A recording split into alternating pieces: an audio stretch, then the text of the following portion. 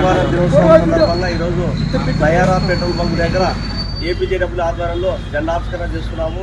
దీనికి ఏపీజేడబ్ల్యూ గౌరవ అధ్యక్షులు ముఖ్య అతిథులుగా టి మధు, కిరణ్ కుమార్ జెండావిష్కరణ రావాల్సిందిగా కోరుతున్నాము.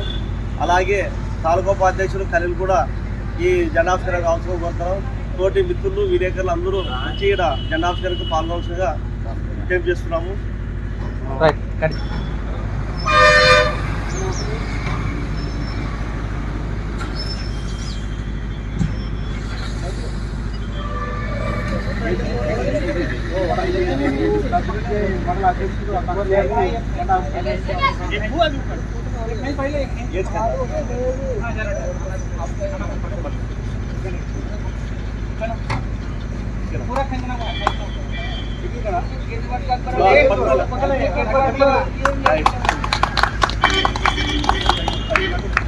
అధ్యక్షులు అక్బర్ గారు మాట్లాడుతున్నారు.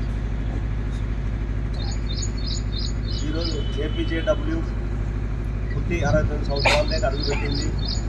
అందులో కొనయన్న మండల కమిటీ ఆధ్వర్యంలో ఏపీజేడబ్ల్యూ మన జెండాను ఆవిష్కరణ చేయడం జరిగింది.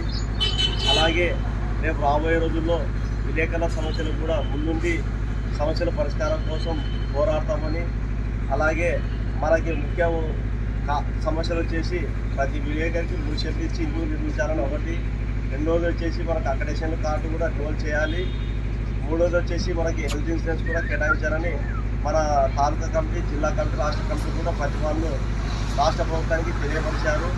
వారు కూడా రాష్ట్ర ప్రభుత్వం సానుకూలంగా స్పందించారు. అందుకు ఏమైనా సమస్యలు ఉంటే ఇక ముందు పోరాడతామని ఈ సభాముఖంగా తెలియజేస్తున్నాము. ఈ కార్యక్రమం ఇచ్చేసిన మా తోటి విలేకరులు, మా యూనియన్ సభ్యులందరికీ మాకు ప్రత్యేక ధన్యవాదాలు, ప్రత్యేక తెలుపుతున్నాము.